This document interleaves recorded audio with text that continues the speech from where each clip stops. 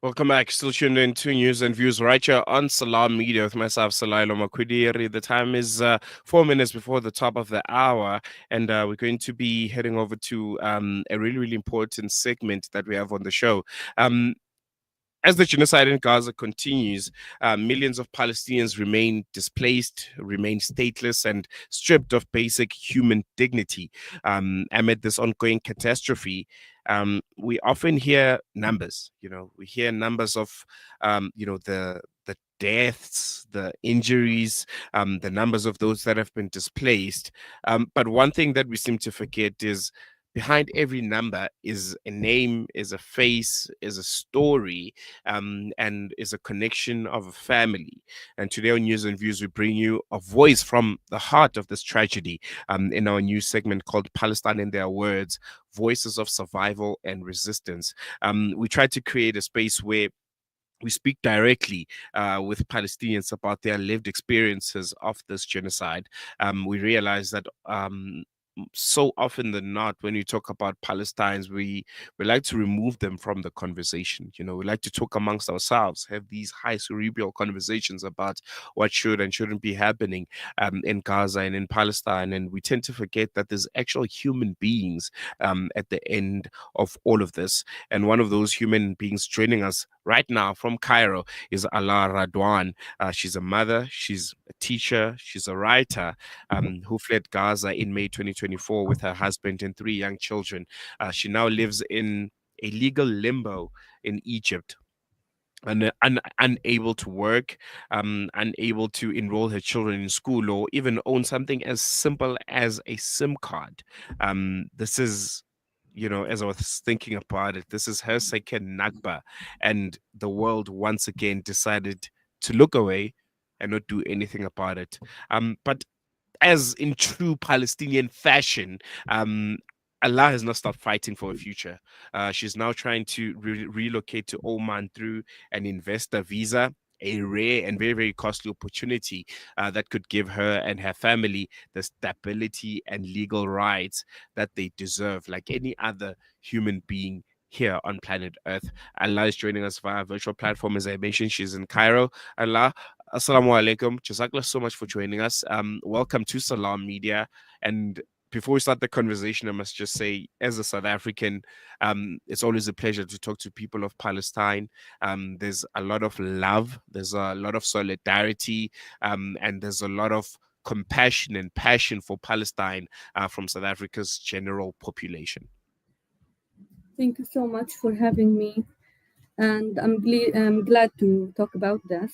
I really like when the media gives the Gazans or the Palestinians an opportunity to speak for themselves. And yes, as you said, I've been living in Cairo for a year now. I left early May last year, just 2 days before the IOF invaded Rafah and closed the border. And since then, I've been living in Cairo, in Egypt, stateless, without any legal status, any residency, unlike the other refugees like the Sudanese and the Syrians who have been granted legal residency. Although we are all people who fled the wars, in their countries. But so this is our situation, and I've been trying to enroll my kids, my twins, into schools, but there aren't any options for them except like a few schools that will enroll them, but they will not gain any certificates at the end of the year. So I know many friends who are in Cairo. They enrolled their children in online schools in Palestine, especially in the West Bank, and they are just studying online. So imagine children not interacting in the school environment with their peers, or not getting the notion of a school, of a classroom, the physical notion of classroom. Mm, mm, No, I think it's it's really sad, I think how you put it, because we all imagine, when we think of schools, we imagine kids, in a playground, in a classroom, with their age mates, playing, interacting, and kind of figuring out the Exactly. world as they go. I would like you to take us back to that moment in May last year when you and your husband made that decision to leave Gaza. What was happening? And how did you manage to get out with your family, and just emotionally and psychologically, how much that took away from you? Leaving Gaza was not easy at all. We didn't want to leave at the beginning. But one day we were displaced in the middle area in Deir al-Balah, and the IOF bombed a neighboring building. We were sleeping, and suddenly we woke up to the glass shattering on us, and the sky turning orange. So imagine I was sleeping in the middle of my three children, and the glass shattering on all of us. The tiniest pieces of glass. Imagine how dangerous that would be Mm, for children. And in that day, I decided I need to do everything possible to save my children. So it wasn't easy because we had to, collect money for evacuation. So I asked the friends, to donate for us so we can leave. And it took us like about a month and a half to wait for our turn to leave. And when we left, the IOF invaded Rafah 2 days later. So we were lucky that we left. mm, mm. You speak on, I think, something that's very, very important. The fact that you guys were lucky to get out at the very nick of time. And usually when I talk to, people from Gaza or to Palestinians that have fortunately made it out, there's almost a survivor's guilt that they have, looking at the pictures, looking at just how horrific the situation has gotten ever since they left. I mean, the humanitarian blockade right now, seeing kids that are famished and are on the brink of dying because they can't access food.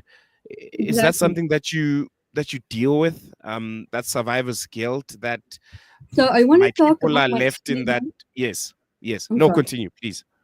Thank you. I want to talk about my experience from the very beginning. So Mm, the genocide started on October 7th. I was then with my family, with my three children and my husband, in Gaza City in my home. And if you remember, on October 13th, they asked us to leave and to evacuate to South, right? So October 13th was my birthday. So we had to leave our home for the last time on that day. And we took just like small pieces of clothing for me and my children, and we left, thinking that we would go back like in a week or two after the war ends. So 2 months later, and we were displaced in Deir Balah. 2 months later, I learned from my neighbor that our home was destroyed completely. So we had no chance to go back to our home. So we knew at that time that we are homeless. And as I told you, we were displaced in Deir al-Balah. We, as everyone else, experienced the famine and the starvation. There wasn't a lot of option for food, mostly canned food. And you know how unhealthy was that?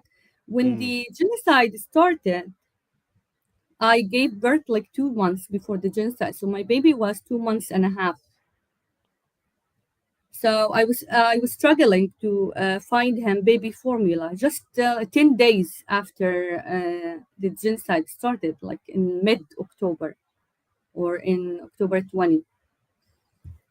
Um, and I remember that during the 8 months that I experienced in the genocide in Gaza, I forgot what fruit tasted like. I forgot what chocolate tasted like.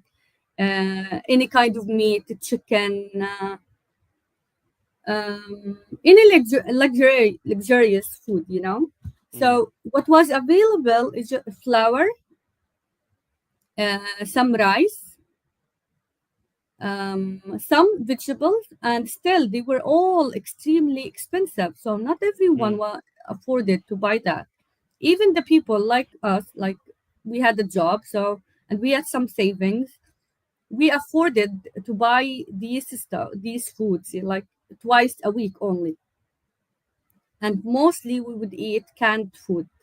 Mm. So it was a really like a cruel struggle for us.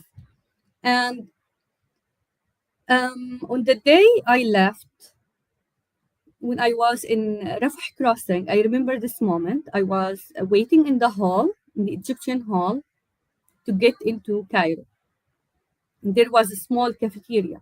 So I immediately asked my husband to go and buy a lot of stuff for us, things that we haven't seen in 8 months, like soda, chips, Mm. chocolate, these kind of things. And we started eating, and it's like my kids, my 4-year-old kids, like forgot what these things tasted like. So they were eating a lot. Now I've been living in Cairo for a year, and I keep eating because I feel that sometime the hunger will come back. Mm. Mm. And So about the it's survival guide, almost like it's about almost like a trauma response that you have now. exactly, yeah, exactly. Mm. Uh, when I left, when I was in Gaza, I lost a lot of weight. And now in Cairo, imagine in this year, I gained more than 20 kilograms. Wow. And I still keep eating. It's not easy. It's not easy to Mm. get rid of this feeling. And I feel that these 8 months that were full of hunger and lack of food, the starvation, forced starvation, and the lack even of clean drinking water still lives with me until now. So I feel that these 8 months need another 8 years so I can get rid of this feeling. And for the survival girl, imagine in this very time of starvation, when my own family, my parents, my siblings, my nephews, and my nieces are all in Gaza. I'm the only one with my family to leave. So imagine when I eat their favorite dish, Mm. how do I feel? So and I never shared with them in like for a year any picture of food, any picture of a place I visit, any just any picture of what a normal life looked like. Mm. Mm. And And that's understandable. and you know it's really difficult to live with this survival guilt because Mm. it's your family there, and uh, people outside don't understand the levels of suffering. They don't understand how people for over 19 months haven't had the chance to shower in a bathroom, just to have a shower in them. They have been like taking a shower in a bucket, using a bucket of Mm. water. That's it. They don't understand how there's no privacy now. When they use public bathrooms, when they use just a toilet seat near the tent, you know, Mm. and they don't understand how horrible it is for parents to listen to their kids begging for food Mm. and saying, can you please get me chips? Can you please get me some bread? Can you please get me some chocolate? And these tiniest things, you know, that any parent in the world should be able to get to their children, right? Mm. Mm. You mentioned that you gave birth just a few months before this genocide started. How? was that moment for you? Just seeing the situation around you escalating almost every day, being so close to labor, and ultimately having a newborn baby that you are bringing in at a time that was so critical and it was so dangerous for the both of you. So when I told you when the genocide started, my kids at the time were like 2 years, and my baby was 2 months and a half.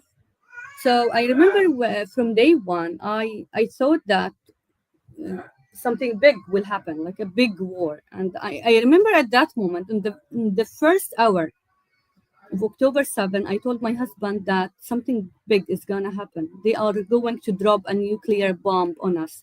These were the specific words of me to my husband. And I asked him to rush to the supermarket and the mall and to, get some or store some food and stuff. But on that day, I was thinking because I'm a teacher, so I teach children, I train children, these kind of things. So my thought was, how do I keep my kids safe? So how do I uh, like not let them like be scared whenever they hear the loud sounds of explosions, bombardments, and airstrikes. So I trained them that whenever we hear this loud sound of explosion, we clap and we say "Hey!" and we like imagine or we pretend it's firework. Wow. So it's something happy. It's something that we celebrate. So I remember on the first day, I struggled with them. They were scared. They were crying. They were running to me to hug them and calm them down. But after day one, they started to get this. So it's a happy thing. So Hmm, it's like firework. hmm, So it hmm, worked with my 2-year-old twins, but for my 2 month baby, he didn't understand anything. So I remember he was in his crib sleeping, and of course, the IMF bomb more in nighttime because they don't hmm, want to let us sleep and dressed, in any way. So I remember that my kid would freak out and jump from his bed just like this, and cry just because he heard this sound. So it was really difficult. hmm. I can imagine, just having your kids, pretend to celebrate something that is potentially killing someone else right next to you. Exactly. Imagine I was terrified in the inside, Mm, and I had to smile and cheer and celebrate something like firework, mm, and I was terrified, in the inside. So I just mm, had to smile for them and pretend that it was a happy thing. mm, But mm. it worked I, for them. mm. I wanna continue with just you giving recollections of your time in Gaza. Um, what moment during the time you spent in Gaza, whether it was you guys trying to transition, make your way out, or while you're still actively staying there, the time with your family that you'd consider the most traumatic and you'd consider one that would probably stick with you for the rest of your life? It was the day they bombed the neighboring building. So it was really close to us, Mm, and we were sleeping. It was Ramadan time, and we were sleeping. So to wake up on this very loud explosion, and you see the sky turning orange, and the tiny all the windows, glass shatter in you and your kids. So it was a very like dangerous moment. But I want to emphasize that this is nothing compared to my friends who were pulled from under the rubble with their children. So I know my friend who she's in Cairo now, and she was pulled from under the rubble. So I always feel that my experience is nothing compared to my friends mm, and my family as well. mm, mm, mm. Um, So that I, was the turning point for me. So, and mm, because I don't know if you knew this about me, because I had my IVF in Gaza War 2021. So I felt that it was my decision to bring these children to Gaza. So it was Mm, really difficult for me to see them, uh, suffer, and to have to be killed in any time, mm, anywhere in Gaza. So I felt that I had to do everything possible to save them. mm, mm. As you speak, I'm just thinking about, just young parents like yourselves with small babies, um, kind of have to prepare themselves for the eventuality that you might lose your child, you might lose your baby. Is that something that you actively in your mind, in your psyche, kind of prepare for, that it could happen at any time? I mean, I've heard stories about mothers having to mark their children's limbs while they're still alive with corky pens, write their names or numbers so that when they're stuck under the rubble, they'll be able to identify them. Is that something that actively happens, and it's a conscious decision that I have this baby now, but they might not even make it to be a teenager or to be a certain age? For Gazan moms, it's like a drill. So whenever we have an Israeli assault or a war, the first thing we do is that we all sleep in one room. This is that all families in Gaza do, and the mom always sleep between their children or her children. Why? Because if we live together. If we die together. Hmm. So this is what we do. And I'm sorry, I forgot the second part of the question. No, I just asked about, some of the steps. I think you mentioned one where you have to sleep together, but so some of the steps that you have to take, that are, conscious decisions that I don't think any parent anywhere around the world has to go through, where you have to psychologically prepare yourself of the eventuality of losing a child. You always have this thought on your mind as a parent in Gaza. So you try to minimize the possibilities of losing your children.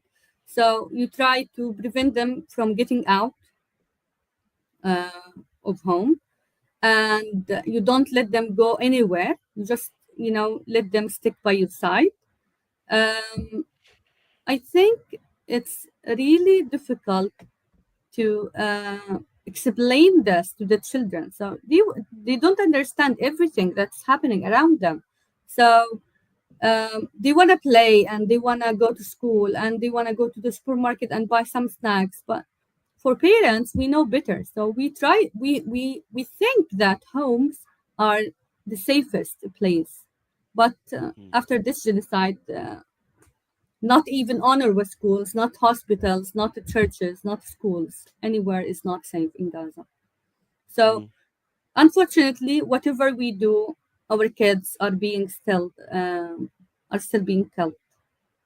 mm, mm. You've described life in Cairo as being without, legal status, being without rights, and without a future. You narrated the story about your kids being unable to go to school. Can you maybe just, touch on that a bit deeper, if you can? Just help our listeners understand what that means on a day-to-day level for you and your children and your family. Being outside of Gaza, but yet not still being able to be humans in the full sense of the word, where you have rights, and you can live like any other Mhm. person. So living without a legal status deprives you of every concept of being a legal resident or being a human being. So I remember I went like 4 or 5 months after I came to Cairo. So to buy a SIM, I had a SIM from a friend, but I had to buy one for myself. And the employee asked me for the residency. So I told him like this is my passport, and they didn't grant us residency. We just got residency for 45 days, like tourists, you know. Mm. And he told me that I can't sell you a SIM. You need to find an Egyptian friend or someone to buy you one in their name, and then you can use it. So I remember on that day, I went out of the company and I was crying in the street because it was very unfair for us. Like we had our life, we had everything in Gaza, and to be forced to leave just to save your children, and then to be deprived of these smallest things, it was the utter injustice that we face Mm. every day. Mm. To be someone in Gaza without, in Cairo without a legal status, it means you can't have anything in your name. You can't buy anything. You can't have a phone bill in your name. You can't have an electric bill in your name. You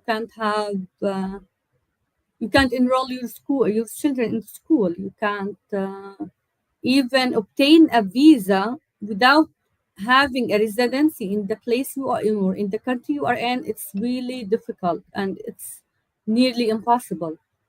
So I'm trying to explain how difficult that is. Mm. Um, Mm.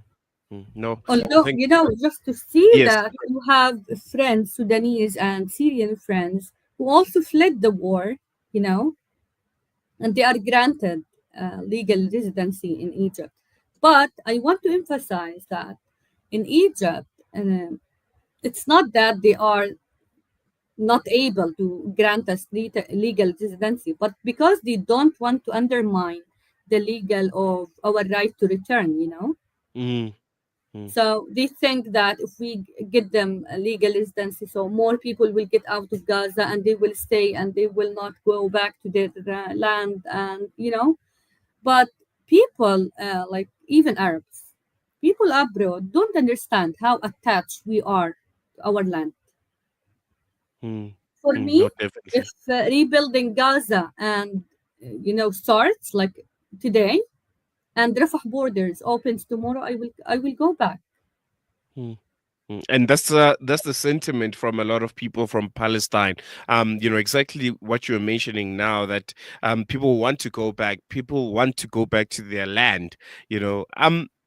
Just two And I last questions. forgot to mention that I am Yes, a Nakba refugee. My yes, grandparents yes. were 1948 48. Nakba Yeah, refugees. So I'm the granddaughter of Nakba refugees. And and we you're were facing able, your own Nakba right now, essentially. the second one, exactly. Hmm. No, really concerning. Just two last questions because we have unfortunately run out of time. You've now launched a fundraiser to help your family relocate to Oman via an investor visa. What would this opportunity mean for you and your children? How will you go about it? How can people that are listening and watching from across the world support you? And lastly, um, what do you hope for your children? What's your hope and your ultimate dream for your children as they continue to grow up and as Gaza is what it is today? I told you I've been in Cairo for a year, so I have been exploring options, to go to a country and get legal rights and get access to healthcare, to education, and all kind of rights. But it's been really difficult, as I said. And when I contacted UNCHR, the UN refugee organization, they told us that we can't grant you any refugee status. So I know, I think it's a political decision. So I have been trying to get, asylum in any country, and I have been exploring all the countries, but it's been really difficult. And even I tried to get a tourist visa. But once they ask you, do you have residency in Egypt? So I said no.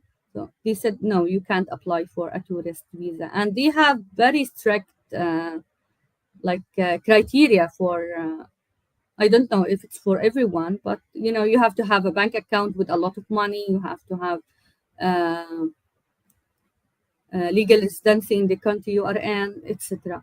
So nothing applied to us except this option, which is an investor visa to Oman. Imagine, how Mm, silly this sounds. Like people losing everything. I lost my job. I lost my home. Everything, and now we are having this option to go as an investor in Oman. It means that you need to create or have your own small business, just a company, you know. So for me as a teacher, it could be like a teaching company or an educational center, or a translation company. It could be as well.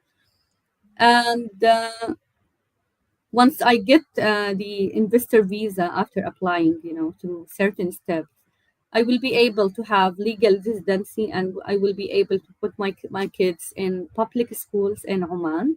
So education will be free for them. I will have access to healthcare. It's not easy to get this visa because it's very expensive, and you are an investor, so you should have a lot of money to do that. So that is the only option for us. And it's really important that people listen to our story, not only me, and the other people, and try to support us as much as we can. For that purpose, I launched a fundraiser, to help us, get to our goal and start the process of gaining this visa, because next September, my children should be in school.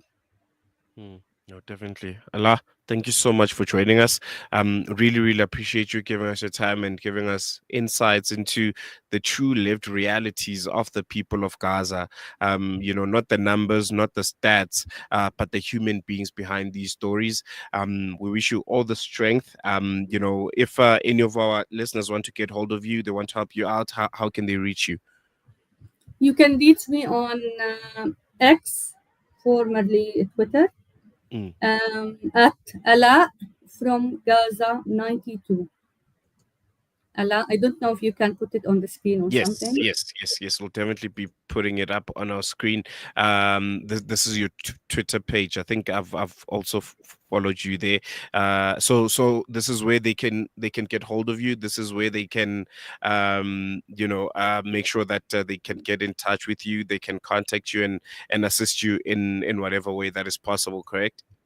Thank you so much. And they will find the link of my fundraiser if you want to help me in the bio of my account on X. Thank you so much for having me. The pleasure is Thank all ours. That was a lot. Yeah, man. I think stories like this, as much as it is hard to listen to, as much as it is, hard to stomach and listen to what people in Gaza go through, they're very, very important. They're important because they put things into perspective. They're important because they give us um an idea, because I don't think you can fully grasp the extent of the suffering and the dehumanization that people of Gaza have to go through. But through stories like this, you're able to just get a glimpse of the sense of the horrors that they have to endure. And it's very, very important that we continue having these conversations, we continue listening to these conversations, and most importantly, we continue to interact with the people of Gaza, because ultimately they're the ones that can really tell us their story. So this is a segment that we're going to try and bring you. It's not always easy to locate people from Gaza, because they're spread all across the world. Some are scared to talk. Some are so traumatized that it's nearly impossible to get them to share their stories, but we'll try and do so. This is going to be a segment that will be bringing you as and when. It's called Palestine in Their Words, Voices of Survival and Resistance. Want to definitely look out for another really awesome initiative by the Salam Media team. We have unfortunately run out of time. I'll be with you again tomorrow for the Wednesday edition of the show. It's been another wonderful, brilliant eye-opening, engaging one. And if you stayed with us for the past 2.5 hours, really appreciate it. If you missed any of the interviews that we had, you can head over to our various social media platforms, such as Alaa Media. They're streaming live everywhere, and you can engage and interact with them. But from myself, Salailo, and the rest of the team, is Shap Shap. See you again tomorrow.